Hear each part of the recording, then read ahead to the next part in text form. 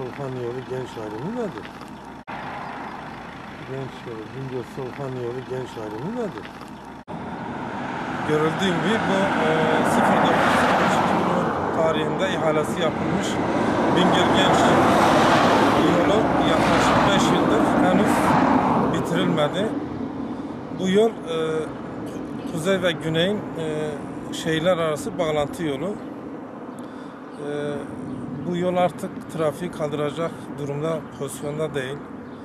Bu yolun bir an önce bitirilmesi gerekiyor. Çünkü her yıl burada onlarca trafik kazası, yaralamalı, maddi hasarlı ve ölümlü kazalara sebebiyet veriyor. Maalesef gördüğünüz gibi 5 yıldır ihalesi yapılmış bu yolun. 17 kilometre artı 900 uzunluğa sahip.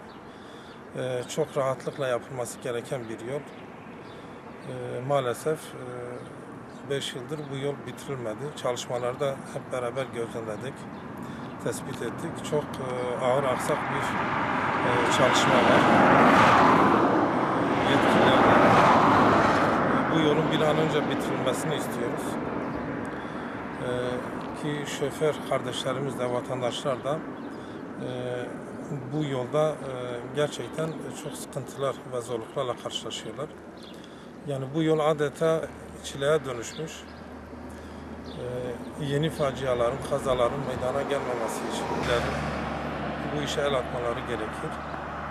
Bir an önce bu yolun bitirilmesi gerekiyor. Bir tarafta Gübre yolu malum yapıldı ama maalesef Bingöl'ü kuzey ve güney yolunu birbirine bağlayan yol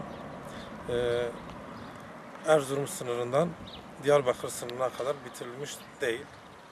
5 yıldır çalışmalar sürüyor ama çok yavaş sürüyor. Yetkililerden bu işe el atmalarını istiyoruz. Bir an önce bitirilmesini istiyoruz. Gel sen de çek.